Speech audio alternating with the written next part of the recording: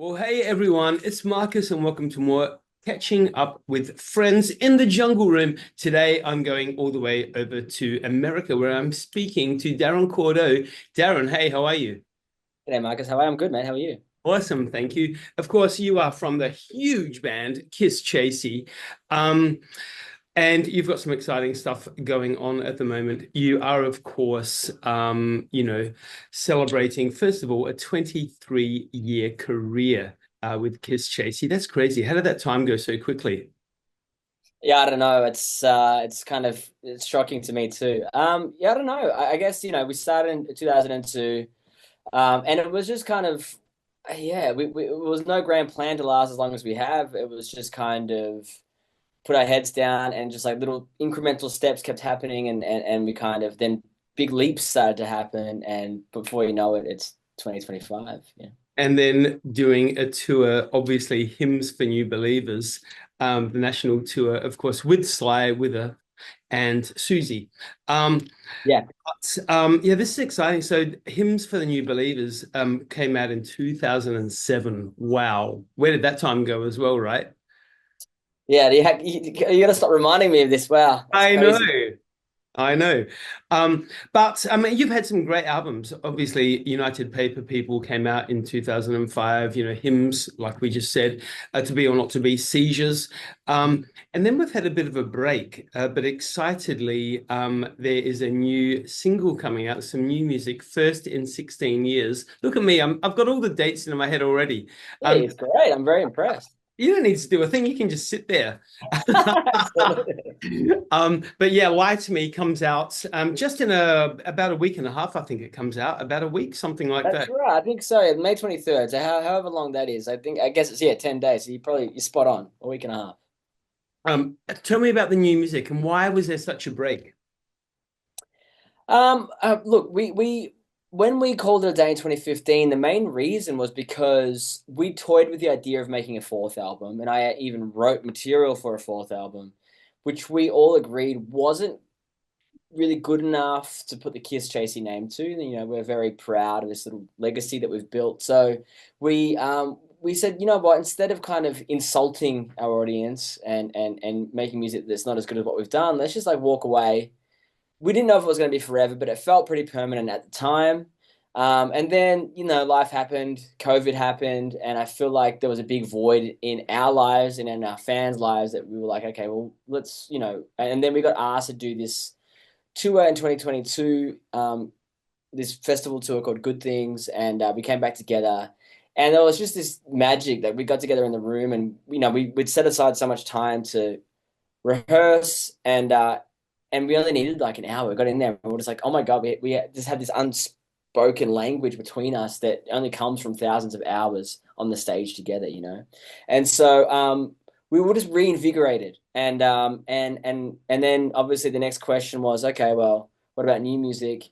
But we weren't rushing into that for the same reason. We didn't want to make music that we didn't think was at least as good, if not better, than what we've done. And then all of a sudden, late last year, it all started coming out. I'm the primary songwriter, and so I just kind of leading up to when the songs did come, it was kind of I would sit down with the guitar and it wouldn't click. And I think in my mind, I was putting Kiss Chasey in this little box, and I didn't wasn't giving the band enough credit for how eclectic it actually is. And when I went back and listened to our records, I was like, you know what? We actually move around a lot stylistically, but we always just keep a certain essence of what our band is in the middle there. And so when I cracked that code, I was like, okay, well, there is room to allow growth in.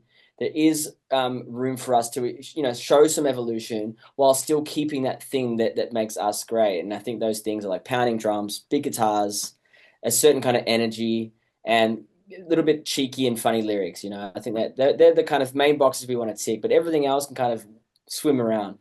You had me at cheeky. That's always the thing. Yeah, But yeah, tick. Uh, always. hey, obviously these days technology is freaking brilliant. But do you find obviously producing music with the band while you're in the US and obviously the guys are in I assume the other three guys are still in Australia, yeah? Um, Yeah, is that yeah. an easy process to produce music with the distance?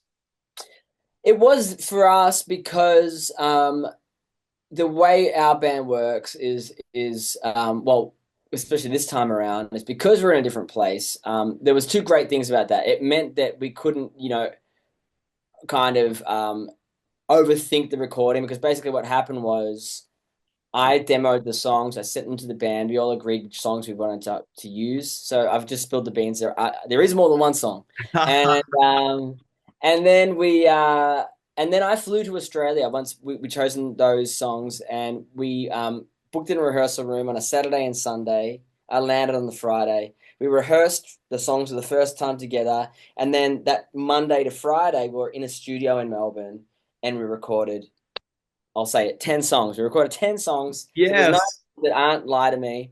And Yeah. so it was very much old school in the sense that I think, which was refreshing because I feel like the last kind of decade or more, home studios have become a thing that the great old studios have all closed down one by one. And so, the fact that we aren't in the same country meant that we had to kind of go old school and do it in a studio where we didn't have a year to sit around and tinker with a song and tweak it to death. And I think the result is 10 songs that have a vitality to them and something that's like not overwrought. And we they were still really fresh and there's a spark there, which is really exciting. So it was very, very old school, the way you hear like bands back in almost like the 60s doing it, it was just like almost, it wasn't live to tape, but it was basically live to tape. Yeah. I like, and old school is great. Old school rocks. Uh, Yeah. Especially I, with this I genre, I think as well. Yeah. Yeah. Hey, so the inspiration, where you get your inspiration from to produce music now, whether it be lyrically or writing the music, is it different? Is it a different place that you go to than, the earlier days?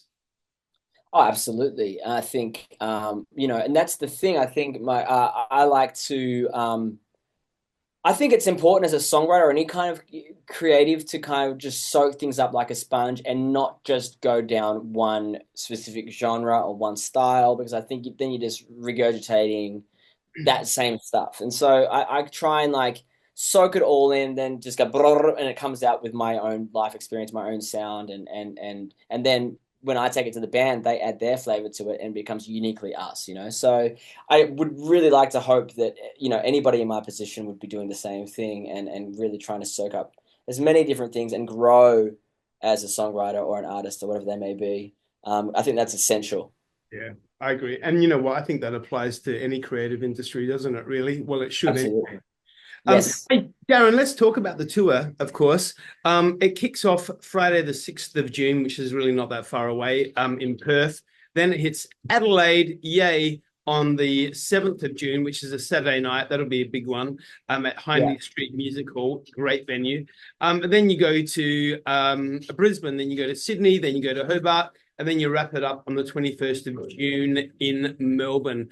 A great big tour covering off all of Australia. Awesome.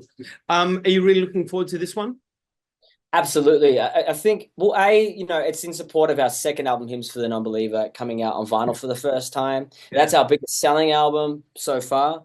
And I think with that, we wanted to reflect that in the tour. We wanted to do a big bombastic tour, which is why we're playing places like Hindley Street Music Hall. We wanted to play really ornate kind of, venues that almost reflect you look at the artwork of Hymns For The Nonbeliever. It's an old kind of ornate Bible. We wanted the venues to look like that. We really worked hard on the live show. We just wanted to make it a great night of entertainment for everyone who's coming along.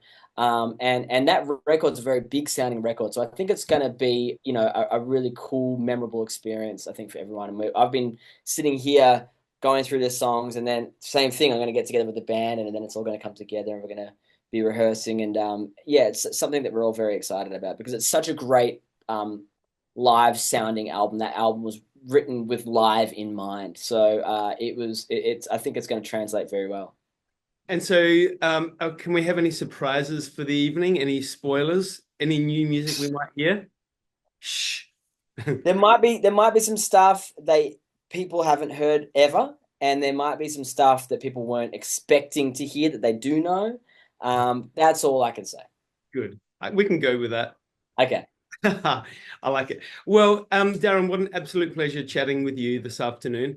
I've really enjoyed it, and I cannot even wait till this tour gets to Adelaide. I will be there. I can't wait. I will see you at Hindley Street Music Hall.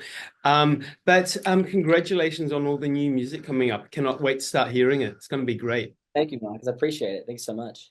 Darren Cordeux from Kisschasy, everyone. Make sure you go out, grab your tickets, and support this incredible Australian rock band. Thanks, Darren. Thank you, mate. Appreciate it. Have a good day. You too. Bye.